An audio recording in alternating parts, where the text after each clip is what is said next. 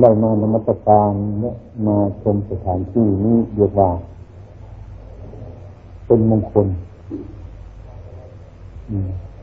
ในสถานที่นี้ด้วยมันทุกคนที่มานี้มาเพื่อธุระส่วนดีทั้งนั้นไม่จะมาเรื่องอื่นวัดนี้เป็นวัดป่าที่ตั้งมาประมาณเวลาสัก20 กว่าพรรษาแล้วเป็นป่าเป็นนิเวศและประชาชนทั้งหลายที่นับถือพุทธศาสนาก็คอยมาเยี่ยมมาแวะไม่ได้ขาดอย่างนี้บัดนี้วันนี้มีท่านผู้มีเกียรติทั้งหลายที่ได้เข้ามาเยี่ยมวันนี้อาตมาจึงขอให้ตั้งใจรับโอวาทอันเป็นส่วนธรรมะขององค์สมเด็จพระสัมมาสัมพุทธเจ้าพอสมควรเป็นการปฏิสันฐานต้อนรับโดยธรรมะบัดนี้พวกเราทั้งหลายมีความจำเป็นอยู่ว่าเรื่องศีลธรรมนั้นทุกวันนี้ตามที่อาตมาได้ปรากฏชัดคือลูกหลานเคยมาบวชประจำอยู่ที่นี่หลายแห่งรู้สึกว่ามีกำลังน้อยกำลังไม่พอประเทศชาติบ้านเมืองลูกหลานเรายิ่งเพิ่มขึ้นมาทุกวันรากฐานก็ยิ่งน้อยลงไปทุกวันอันนี้ก็เป็นเครื่องให้อาตมาหนักใจเลยเหมือนกันแต่รับพิจารณาอยู่บ่อยเหมือนกันเพื่อจะให้ประเทศชาติบ้านเมืองของเราพูดเป็นรากฐานในประเทศชาติให้มีความสามัคคีกลมเกลียวกันให้เห็นความจริงสายพระนี้ก็เป็นเรื่องปฏิบัติส่วนหนึ่งเหมือนกันแต่ว่าบ้านเมืองเราไม่ค่อยสบายพระก็ไม่ค่อยสบายไปด้วยบ้านมันก็เป็นส่วนบ้านหลังคาเป็นส่วนหลังคาถ้าหลังคามันรั่วอยู่ก็ไม่ค่อยสบายจะเกียดไปใส่แล้วก็คอยคิดไปถึงอยู่เสมอนั้นเรื่องมันสำคัญก็คือมีเรื่องอะไรแต่เรื่องคนเรามีประเด็นเรื่องมันไม่พออย่างนี้ไม่ใช่เรื่องอื่นหรอกไม่พอกับความต้องการของเราทุกคนไอ้ความไม่พอเนี่ยเป็นเหตุให้เรากระเกียดกระสายเป็นเหตุให้เราทำงานในตรงต่อหน้าที่ของเราเพราะอันนี้บังคับของเราคือความอยากไอ้ความอยากนี่มันเป็นเนื้อหนังมันเป็นตัวตนไอ้ความอยากนี่เป็นนามธรรมท้องของเรานั่นน่ะมันไม่ใช่ความอยากอยู่ตรงนั้นนี่อิ่มต้นถ้าอิ่มแล้วเอาให้มันก็ไม่เอาหรอกถ้ามันจะเอาอีกมันก็เอาเพื่อความอยากไอ้ตัวมันอิ่มมันอิ่มแล้วหรอกมันอิ่มไอ้ความอยากมันมันงับอยากไอ้ความอยากนี่แหละเป็นตัวการที่สำคัญเราทั้งหลายก็มาระงับความอยากไม่ใช่ว่าเมื่อให้รับประทานไม่ใช่ว่าไม่ให้อาศัยสิ่งทั้งหลายเหล่านี้ความอยากของการคือปัญหานั้นมันจะเป็นความอยากจะต้องอาศัยมันเพื่อเนี่ยให้มันทำลายความอยากอย่างมานี่ถ้าเราไม่อยากมามันจะไม่ได้มาที่แรกมันตั้งต้นคือความอยากเมื่อเราอยากมาแล้วมาเห็นที่นี้ไอ้ความอยากเป็นผู้ที่ช่วยสร้างบารมีของเราสิ่งที่จะระวังความอยากด้วยปัญญาของเราในทางพุทธศาสนาท่านสอนว่ามักน้อยการสันโดษมักน้อยนี่บางคนก็พิจารณายากนะ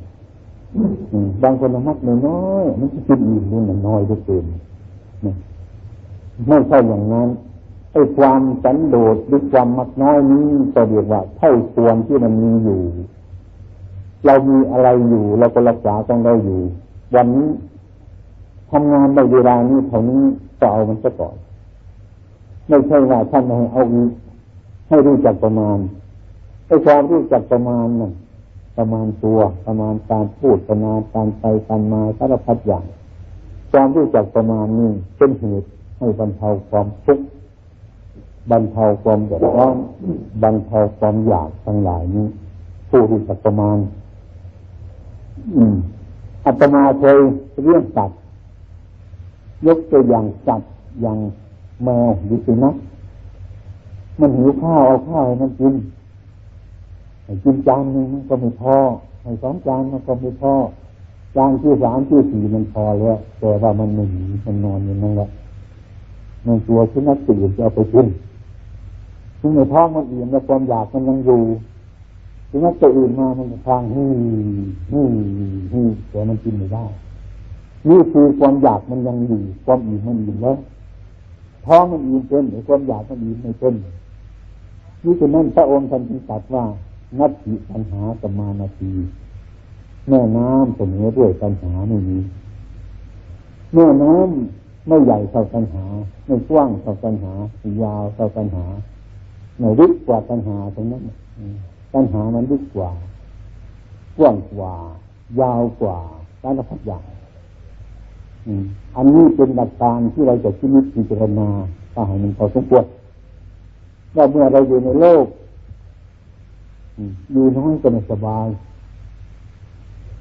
อยากหาเพื่อนมากๆมันอยู่ด้วยกันเดี๋ยวเพื่อนมากๆก็ไม่สบายใจมันวุ่นวายสารพัดอย่างในโลกที่มันเป็นของมันอยู่อย่างนี้นี่ฉะนั้นพวกเราอยู่ในกลุ่มของโลกนี้ที่จะให้โลกที่สบายมีสุขก็เลยความละอายกับความกลัวธรรมะสัญญาหิริความละอายโอตปะความกลัวเป็นธรรมที่คุ้มครองโลกนี่เป็นอย่างดีถ้าใครมีความกลัวและก็มีความอายต่อความชั่วความผิดแล้วการงานของคนนั้นจะตรงไปตรงมาจะเป็นศีลธรรมสมบูรณ์ขึ้นมาท่านจึงจัดธรรมทั้งสองประการนี้เป็นธรรมคุ้มครองโลกคุ้มครองโลกอย่างดีแต่มันจะคุ้มครองได้เพราะไปปฏิบัติมันนะถ้าไม่ปฏิบัติมันก็ไม่คุ้มครองมันไม่ได้อย่างพวกเมืองนอกชาวยุโรปเคยทักอาตมาว่าคุณท่านอยู่เมืองไทยเป็นศาสนาพุทธทำไมขโมยมันเยอะอาตมารับเป็นที่เลยแบบจริงขโมยเมืองไทยเยอะเรียกว่าคนเป็นขโมยไม่ใช่ว่าธรรมะเป็นขโมยในสหรัฐหรือคงจะมีเหมือนกันนะมั้งไม่ใช่ถึงเมืองไทยนะคนที่ไม่ซื่อสัตย์นั่นก็เป็นขโมยแต่กฎหมายมันดีศีลธรรมมันดีอยู่อันนี้อาตมายอมรับเลยว่าขโมยเมืองไทยนี่แต่ว่าไม่ใช่ธรรมะเป็นขโมยคนผู้ที่สอนธรรมะเนี่ยสอนไม่ดีทั้งนั้นแหละแต่คนมันเป็นขโมยอันนี้ก็ไม่สำคัญนั้นนี่ฉะนั้นเรื่องความอยากนี่มันเป็นเรื่องที่สำคัญเรื่องที่สำคัญที่สุดผลที่สุดน่าจะมายกถึงเรื่องความเราที่อยู่เป็นกลุ่มก้อน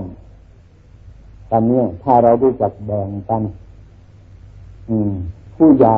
กรุณาผู้น้อยเคารพผู้ใหญ่มันก็เป็นไปได้เหมือนกันอย่างเศรษฐีบ้านหลังหนึ่งเป็นเศรษฐีเอาคนใช้มาตั้งในบ้านจะไปว่ามันจะไปดูถูกมันก็ไม่ได้นะ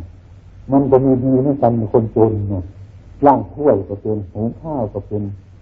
เลี้ยงเด็กเราก็เป็นเช็ดบ้านเราก็เป็นซักผ้าก็เป็นตัวเราไม่ซักไม่เป็นก็แล้วอย่างนั้นอันนั้นเขาดีกว่านั้นเราดีกว่านี้นี่ฉะนั้นจะควรให้กรุณาปราณีคนจนนั่นจะมาให้คนรวยให้โทษคนรวยอย่างนั้นก็ไม่ได้บ้านหลังที่เราอยู่นี้เราไม่มีควา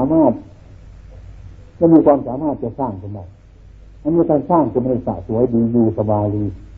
อันนี้จะเป็นเรื่องของท่านอันนั้นคือเรื่องของเจ้านายเรื่องพ่อแม่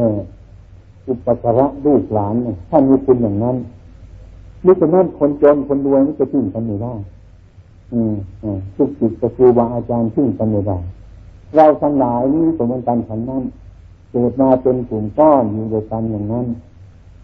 ผลที่สุดมันก็เกิดแล้วมันก็แก่แล้วมันก็จุดแล้วมันก็ตายมันจะไปในทำนองนี้เหมือนกันไม่มีอะไรมันเหลือข้างในโลกนี้มันเป็นอย่างนี้นี่ฉะนั้นถ้าเราพิจารณาธรรมะ ความอยากโรคโมโทโสนั่นมันจะผ่อนหนักเป็นเบาไปดื้อเนี่ยความอยาก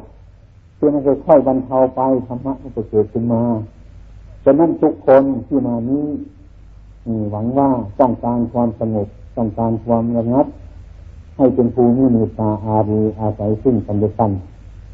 ขาดคนใดคนหนึ่งแล้วมันจะไม่ได้มันไม่สบายเพราะฉะนั้นเราทุกคนนั่นมีดีทุกคนท่านต่ำก็ดีทุกคนท่านกลางก็ดีทุกคนท่านยอดมันก็ดีทุกคนเหมือนเป็นไม้คนหนึ่งรากมันก็ดีนะยอดมันก็ดีนะใบมันก็ดีนะมันดีมันจะเป็นต้นไม้มันอยู่ไม่ได้แล้วก็เป็นเรื่องธรรมดาอย่างนี้เคยเห็นว่าไอ้เป็นเด็กก็อยากเป็นคนโตอย่างนั้นแต่ก่อนเป็นคนเด็กก็อยากเป็นโตเป็นนึกมันจะสบายเมื่อโตก็จะไม่สบายเหมือนกันนะคือคนอื่นเกาะเราเป็นเด็กเราเกาะคนอื่นเขาคนนึกว่ามันลำบากเราอยากจะเป็นใหญ่เป็นโตเป็นไปนึกมันจะสบายกันนั่นนี่เมื่อเราโตขึ้นมาจะถูกเด็กมันเกาะเราเหมือนกันเนี่ยอะไรเอามาทิ้งไปเหมือนถังขยะเป็นหัวหน้าเสือเหมือนถังขยะอะไรตอนนั้นก็มาทิ้งไปตรงนั้นเนี่ยอาตมาเคยมีดุจไม่ใ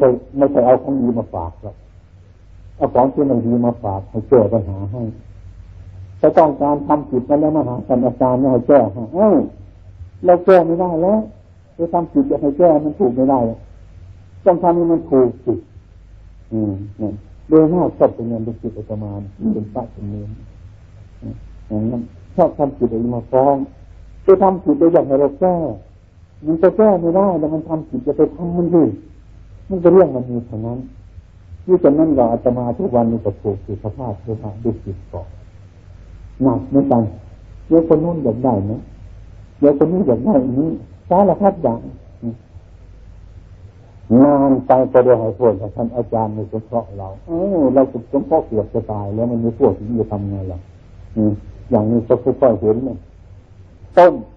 มันจะมีประโยชน์ปลายก็มีประโยชน์ลำต้นมันจะมีประโยชน์ทุกคนเราให้เข้าใจว่าเรามีประโยชน์ด้วยกันทั้งหมดนี่ฉะนั้นถึงเนี่ยเราจะอยู่ในถิ่นฐานต่างๆกันตรงนั้นคนเดียวกันเหมือนพ่อแม่อันเดียวกันมีความรู้สึกอันเดียวกันไม่อยากจะทุกข์ไม่อยากจะเดือดร้อนเหมือนกันอย่างนั้นนี่ฉะนั้นความมีธรรมะคือหิริคือความละอายต่อความผิดรัวต่อความผิดนั่นเนี่ยหิริคือความตบะกลัวถ้าเราอายเรากลัวเราก็หน้าที่การงานของเรามันก็ตรงเมื่อหน้าที่การงานของเรามันตรงแล้วก็ปัญหามันก็ไม่มีปัญหาไม่มีมันจะสบายเท่านั้นแหละมันเป็นไปอย่างนั้นฉะนั้นวันนี้ให้ความรู้สึกของท่านผู้มีเกียรติทั้งหลายในวันนี้จะน้อยแต่ว่าถ้าหากเอาไปพิจารณามันก็มากเหมือนกันมันดีเฉพาะว่าหิริความละอายโอตปะความกลัวอย่างนี้สามารถที่จะให้เราทำเป็นพระอริยบุคคลในชาตินี้ในชาติหน้าต่อไปได้มิฉะนั้นคำพูดในวันนี้ขอจงเป็นสติปัฏฐานอยู่ในจิตใจของท่านผู้มีเกียรติทั้งหลายจงไปบูชาประพฤติปฏิบัติโดยอำนาจของคุณพระศรีรัตนตรัยอันนี้จงปกป้องป้องกันพวกท่านทั้งหลายจงให้มีความอยู่เป็นสุขตลอดกาลนานเถิดหรือจะพอเราท่านผู้ว่าเนี่ยไปทางโบสถ์ดีกว่าจะได้รอบมาสบายดีจะออกไปทุ่งไปผมเลยไปทางโบสถ์รอบมาทางนี้ยังไม่เห็นโบสถ์เยอะใจนะเราก็ได้ผลเขาไปคนไปโบสถ์ยังเราละ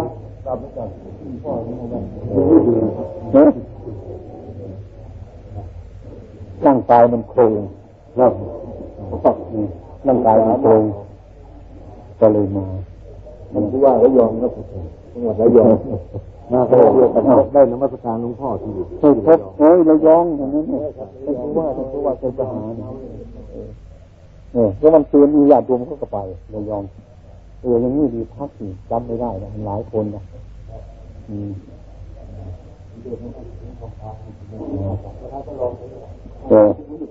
เรียกมาทางนี้นะป่าไม้ทางนี้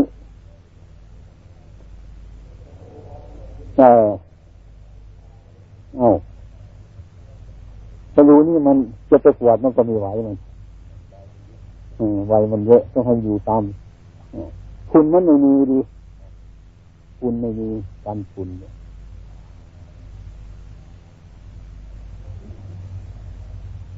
คงจะพักอยู่หลายวันมั้งที่นี่คนเดียวเลยมันจะมาไปรถไฟกันยังไง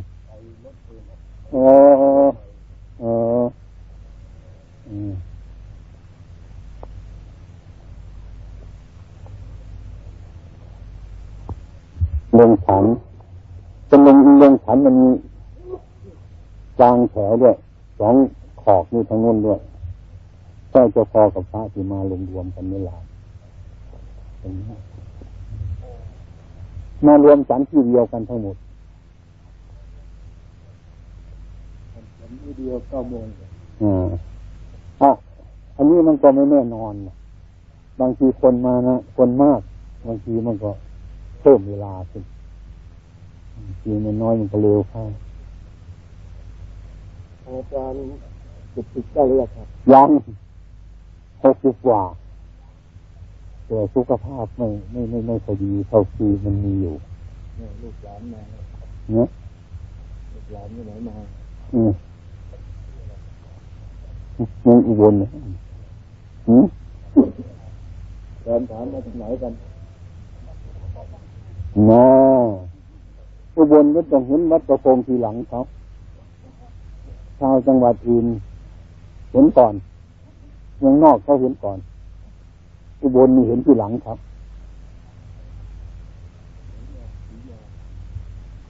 อันนี้เป็นของเก่าเราไปหยิบมาจากในที่ต่างๆที่มันล่างไปเราไปหยิบมาขอรวมไว้ขอกำลังแรงทหารเราสมัยก่อนบรรทุกมาเลยเก็บมา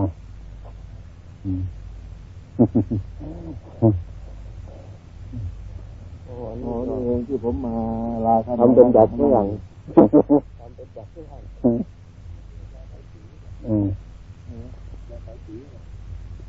อาจารย์อะไรพูดไหนออกแบบนะ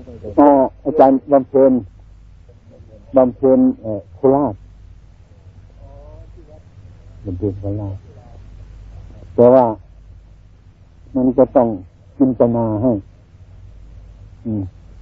เอาสถาปนิกมาปนกันเข้ามันจะมาเคยอยู่ในป่าในเขาเลยเอาไอ้ความรู้สึกอันนั้นมาปนมาจินตนาให้สถาปนิกเขาสู่ก็จะออกแบบมามันทำกันอย่างนี้อย่างนี้ทำเป็น3 ชั้นก็เป็นลายลักษณ์หรือว่าเป็นนึกถึงลายลักษณ์มันหลายอย่างนึกถึงพระพุทธคุณธรรมคุณสังฆคุณอย่างนั้นก็ได้นี่อันนี้มันเป็นอย่างนี้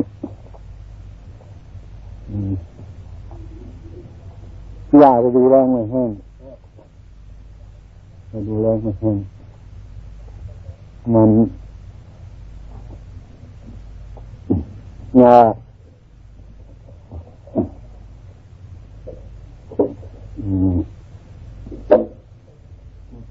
ไม่ถึงโตมากที่เขาไม่ถวายถวายได้กันก็ใต้พื้นนี่จะมีถังน้ำทั้งหมดอันนี้ไม่หมดบางส่วนเนี่ยถังน้ำมันอยู่ติดทั้งนั้นแต่ตรงนี้กลัวว่ามันอาคารมันใหญ่โตมันจะไม่ถาวรต่อไปก็เลยเอาพอสมควรทั้งน้ำอยู่แถวทั้งนอกอันนี้นี่อย่างนี้ทำเป็นไหนออกแบบอันนี้สถาปนิกโคราชบำเพ็ญแบบโบสถ์ประยุกต์โบสถ์ยุคใหม่ตรงนี้พระประธานเขามาเรียนในทราบว่าวันที่20เขาจะนำขึ้นมาคงจะเป็นพระประธานยืนแต่ต้องทำอย่างนี้ไม่ให้มีฝาผนังทำโล่งๆอย่างนี้เพราะว่าอย่างนี้ขโมยมันก็เอาของไปหมดเชียวอันนี้อาตมารับรองว่านี่คือโบสถ์กันโจร โจรมันมามองไม่เห็นอะไรประกาศเท่านั้นแหละเนาะมันจะไปงัดเนี่ยอะไรของเราล่ะ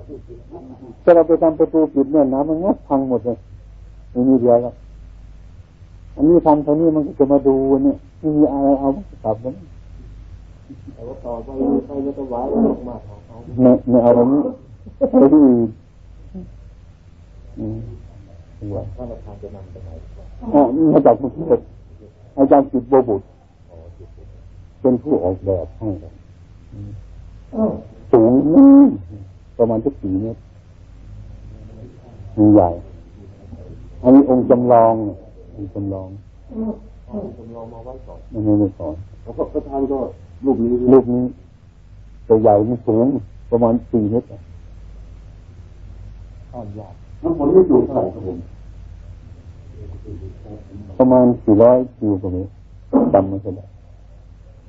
ต้องด้วยธนาคารครับท่านเดินตรงนี้อายุเดินตรงนี้เดี๋ยวดูก็ดูมารอบตรงนี้ก็ได้มาดูข้างหลังมันดิดูแล้วก็ดูข้างหลังมันเนี่ยนี่ครับคือมันเย็นดีอันนี้น่าสนลูกสาวนั่งนี่แบบนี้อันนี้นี่คือถังน้ำนี่ที่เอาน้ำเอาลงนู่นตกอยู่นู่นเลย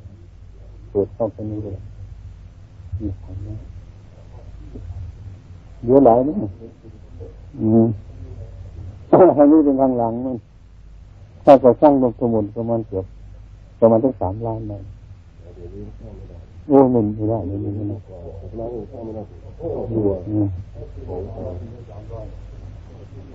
โบสถ์นี่เป็นจุดครึ่งของวัดตรงประตูเข้ามาครึ่งตรงนี้ไปนี่ครึ่งนึงนิยมชีอยู่ทางนี้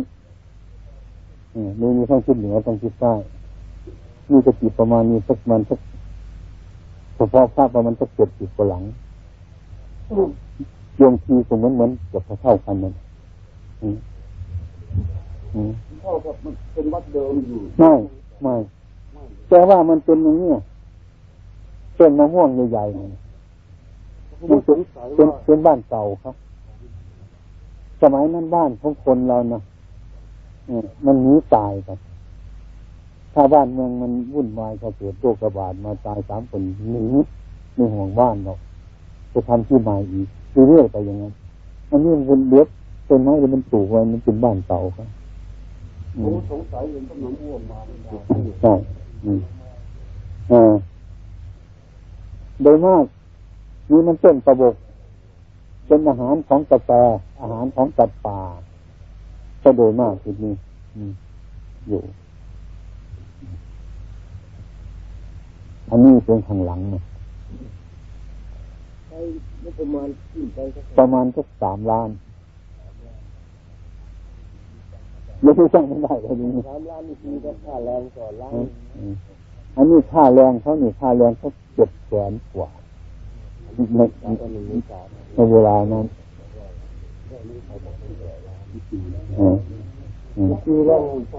อันนี้ใน2 ปี 3 ปีมันอันนี้สร้างอยู่ปีกว่า2 ปีสร้างเสร็จ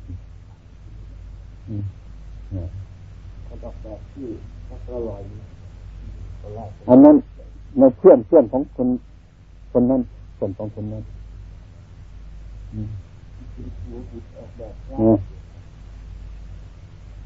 อันนี้เป็นสแตนเดอร์ดีก็สแตนเดอร์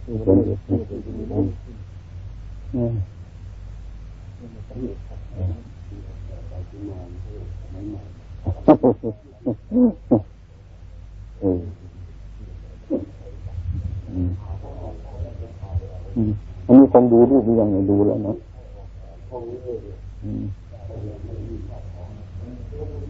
จังไหมจังเลยสาธุคุณนิด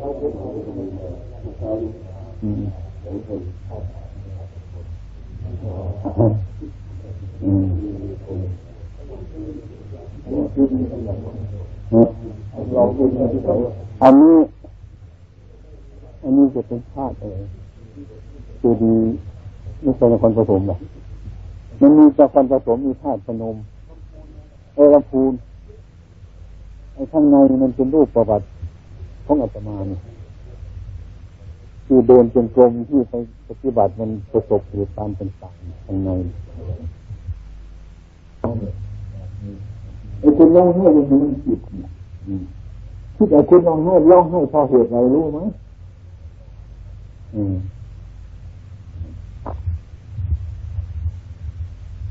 มันไม่อยากให้ตาย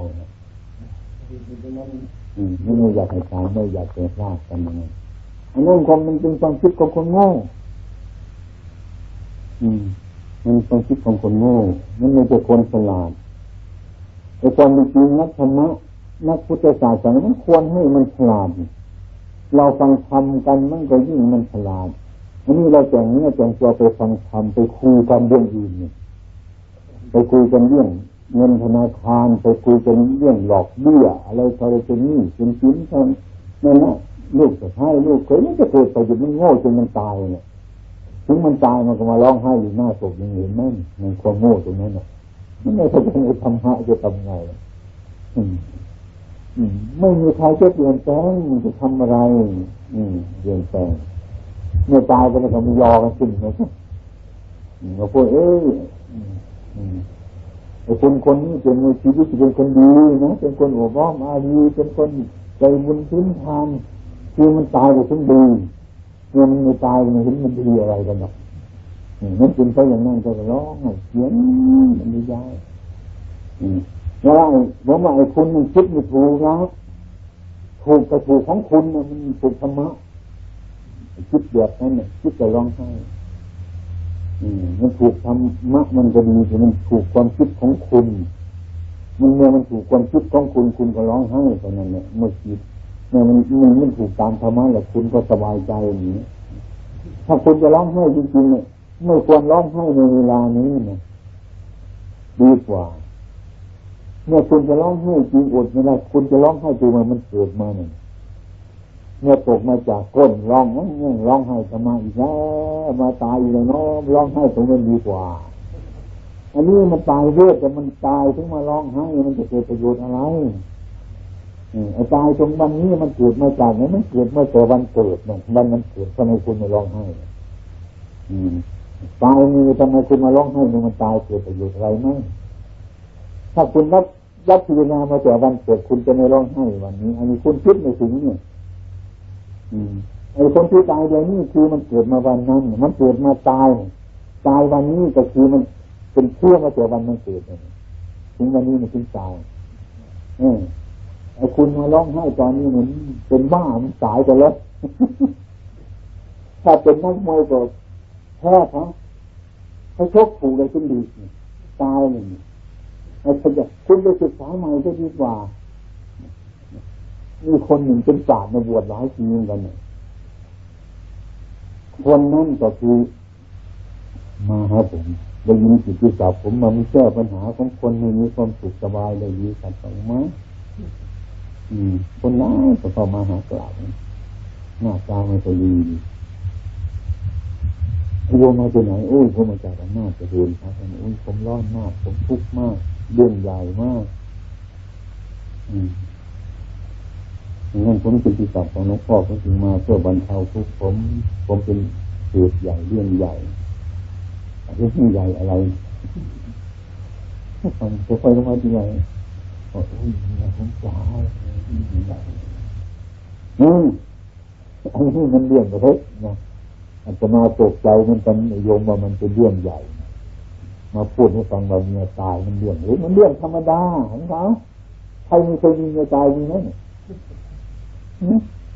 ผัวก็ตายเมียก็ตายลูกก็ตายใครก็ตายหมดมันเรื่องเล็กมันเรื่องธรรมดาของมันแล้วโยมไปคิดว่ามันเรื่องเล็กเรื่องหรือคิดมันเป็นเรื่องใหญ่มันตกใจสิอาตมาก็ยังใจหายไปเนี่ยคุณโยมว่าเรื่องใหญ่ถามไปถามมาเลยนี่ว่าเรื่องคนตายมันเป็นเรื่องใหญ่ไม่ใหญ่แล้วมันเรื่องธรรมดาครับบ้านมีตายทุกคนพ่อแม่พี่น้องตายทุกคนมันเรื่องธรรมดาครับแต่คุณคิดใหม่ครับคุณจะคิดว่ามันใหญ่มันก็ใหญ่ที่มันเล็กมันเล็กหยุดมีทางพูดที่ใจที่ไหนในทางมันจะไปคิดอย่างนั้นไอ้ความทุกข์มันเกิดขึ้นมาเพราะว่าคิดผิด ความสบายใจเกิดขึ้นมาเพราะเหตุว่าคิดถูกเป็นสัมมาทิฏฐิมันก็สบายในวันนั้นไปเจอวันนั้นไม่เป็นมาก็เลยถามบอกว่าคุณมาจากใครได้เนี่ยเขามาจากผู้หญิงคนนึงนี่เมียคนที่สองพอแล้วขนาดนั้นฉันจะกินไม่หมดแล้วนะกินจะไปหัวได้มากมายแก่แล้วนี่นะด้วยเอาไม่ฟังกันเอาก่อนหน้ามันยังไม่ไปพาเมียน้อยมันกลับไปบ้านเลยเนี่ยเลยมันจะหายฉะนั้นเราคิดไม่หมดแล้วไม่ได้หมดงานมันเลยแต่คนมันไม่รู้จริงๆเพราะว่าจิตมันเป็นมิจฉาทิฏฐิคิดอย่างนั้นมันเกิดทุกข์อย่างนั้นเนี่ยมันเป็นทุกข์ขึ้นมาเพราะบางคนบางคนก็ไปตรวจดูอย่างพระที่มาอยู่มาขออาศัยเป็นเพื่อนกันเข้าปฏิบัติอยู่ในป่ากันมาอาศัยมาผมก็มาพึ่งบารมีท่านเลยช่วยอะไรผมเป็นโรคผมก็ช่วยได้แต่ที่ว่ามันจะนำหมอมาหรือนำไปหาหมอจะช่วยยังให้มันเป็นโรคจะช่วยให้มันเดือดร้อนผมช่วยไม่ได้ตัวเองผมก็ยังช่วยไม่ได้ผมยังรอรับคำสั่งอยู่เดี๋ยวนี้ก็เลยส่งไปหาหมอประภาเวชไปคืนกลับมาที่เป็นหนังสือเนี่ยสมัยหลวงพ่อโรคนี้รักษาไม่ได้แล้วที่เป็นโรคมะเร็งมันบวมเป็นตรงเนี้ยปากไม่ค่อยออกเป็นโรคมะเร็งแต่ก็ไม่บอกหรอกเป็นหนังสือมาผมท่านสำนักตามจนมาพูดกันแบบนี้นักปฏิบัติมาอายุเป็นรุ่นเดียวกันเนี่ยจะไม่ต้องจำมากเลยคือท่านในย่านมันเป็นคนอ่อนไปหน่อยในการปฏิบัติวันนั้นผู้อ่านหนังสือจดหมายก็เรียกมาเนี่ยให้มันลูกจิตก็เป็นโรคมะเร็งถ้ามันตายในนานแล้วผมหวังเลยนะถ้าท่านตั้งใจให้ดีนะผมบอกตามคำหมอครับเดี๋ยวโรคมะเร็ง